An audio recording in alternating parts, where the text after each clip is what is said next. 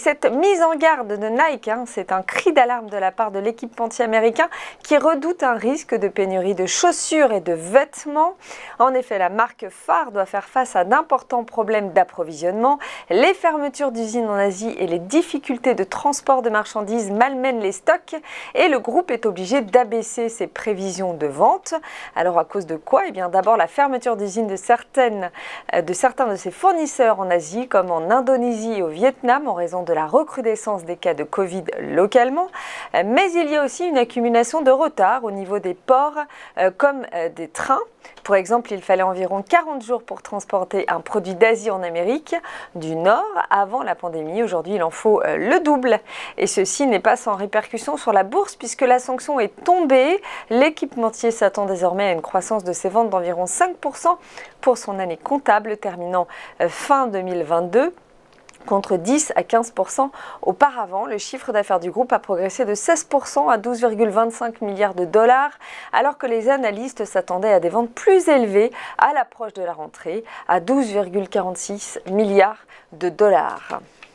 L'Europe face à la flambée des prix de l'énergie, c'est la Commission européenne qui prépare une communication afin de poser un cadre sur les réactions des capitales nationales face à la hausse des prix de l'énergie. Ceci permettra de limiter à court terme l'effet sur la facture des particuliers alors qu'il semble difficile de trouver des solutions chez les industriels.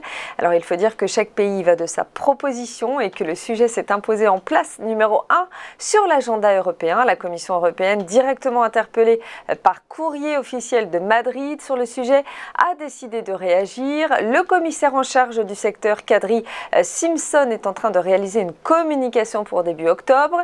Celle-ci pointera quelques mesures que les États membres sont en train de prendre immédiatement pour réduire les factures de gaz et d'électricité des ménages, en restant dans le rang des règles européennes et du marché intérieur en particulier.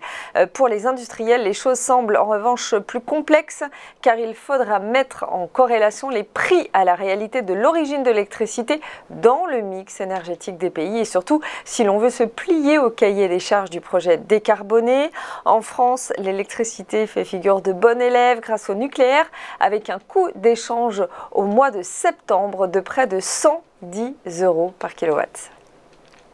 L'exploitation du pétrole et du gaz en Arctique dans le collimateur. Et oui, la production d'hydrocarbures au nord du cercle polaire va exploser de 20% au cours des 5 prochaines années, selon une analyse de Reclaim Finance. Et les compagnies pétrolières et OMG accusent les banques gestionnaires d'actifs et assureurs de ne pas se soucier de l'environnement de la région. 222 champs d'hydrocarbures déjà en phase d'exploitation et près de 400 autres en développement ou recensés comme découverts. C'est donc, je cite, une bombe climatique en préparation au nord du cercle polaire. L'exploitation pétro-gazière dans la région provoque aussi une pollution locale à cause de la suie générée par les navires et le torchage du gaz excédentaire et abîme ainsi les écosystèmes et les communautés environnantes. Les ONG pointent du doigt le rôle des grandes banques gestionnaires d'actifs et assureurs pourtant plutôt engagés dans la protection de l'environnement et dans la protection de l'Arctique. Entre 2016 et 2020, 120 banques et ainsi ont fourni 314 milliards de dollars de financement par des prêts et par l'accompagnement des industriels dans leurs émissions d'actions et d'obligations. Une partie de ce montant a été redirigée vers des projets dans l'Arctique. Un point sur les marchés maintenant avec des marchés actions européens la semaine dernière campés sur leurs résultats après 3 séances consécutives de hausse. 3 séances bénéfiques liées en grande partie au ton toujours modéré de la Fed. Les investisseurs ont pris vendredi une partie de leurs bénéfices, une décision sans doute encouragée par le regain d'inquiétude lié à la fragilité financière du géant chinois de la promotion immobilière Evergrande. Des indices dans le rouge vendredi, un CAC qui a cédé 0,95% à 6638,46 points. Sur la semaine, l'indice avait pourtant gagné 0,98%.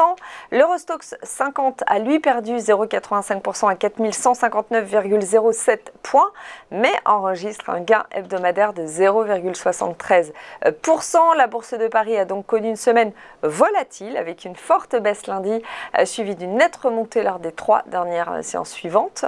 Plusieurs facteurs ont brisé la dynamique du CAC 40 vendredi, dont la remontée des taux d'intérêt, le rendement souverain français à 10 ans qui a pris 4 points de base à 0,11%, tandis que celui des États-Unis à 10 ans a grimpé, lui, de 5 points de base à 1,45%. On marque une courte pause et on revient tout de suite pour le chrono CAC. À tout de suite.